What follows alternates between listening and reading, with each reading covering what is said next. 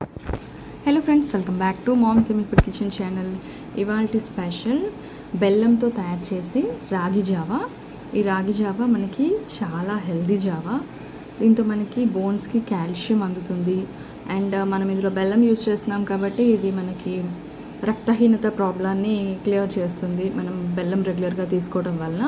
And ఇందులో flavours కోసం మనం యాలకులు అవన్నీ కూడా వేస్తాం కాబట్టి ఎంతో టేస్టీగా ఉండే బెల్లం రాగి జావా రెసిపీ.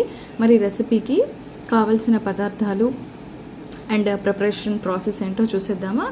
ముందుగా ఈ రాగి జావని తయారు చేయడం కోసం ఒక బౌల్ తీసుకోవాలి.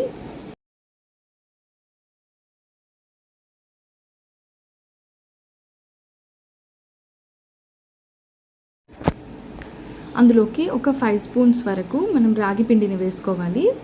రాగి పిండిని ఒకసారి జల్లించి తీసుకుంటే బెటర్. ఏమన్నా పురుగులు అలా ఉంటే మనం క్లియర్ చేసుకోవచ్చు. ఒక 5 స్పూన్స్ వరకు రాగి పిండి తీసుకోవాలి. ఇందులోకి కొద్దిగా వాటర్ యాడ్ చేసుకుంటూ అస్సలు లంప్స్ లాగా లేకుండా పేస్ట్ లాగా బాగా మిక్స్ చేసుకోవాలి.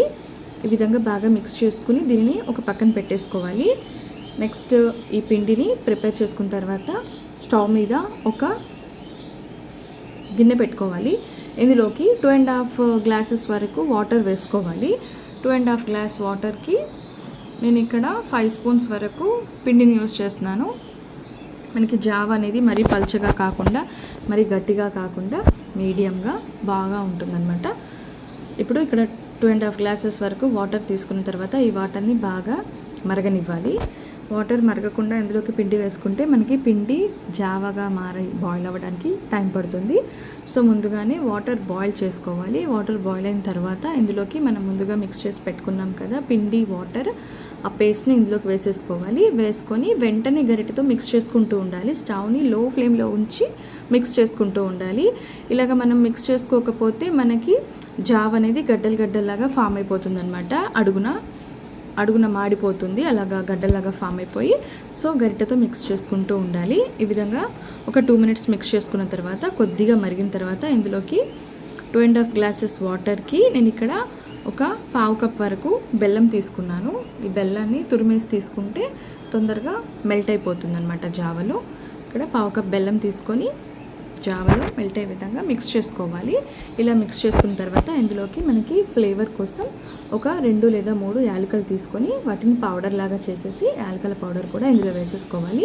ఇలా వేసుకున్న తర్వాత మొత్తం ఒకసారి మిక్స్ చేసుకోవాలి. ఇలా మిక్స్ చేసుకుంటూ స్టవ్ని మీడియం ఫ్లేమ్లో ఉంచేసి ఒక 10 మినిట్స్ ఇలాగ మరగనిస్తే మనకి బెల్లం జావా అనేది రెడీ అయిపోతుంది.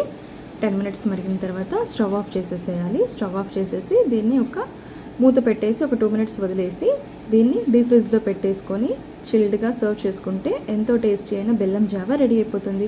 అంతేనండి. రెసిపీ నచ్చినట్లయితే ఛానల్ని తప్పకుండా సబ్స్క్రైబ్ చేసుకోండి.